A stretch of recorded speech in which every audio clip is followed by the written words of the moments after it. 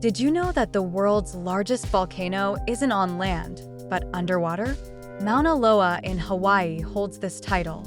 Its summit reaches 13,678 feet above sea level, but most of its mass lies beneath the ocean, making it 30,085 feet tall from the ocean floor, taller than Mount Everest.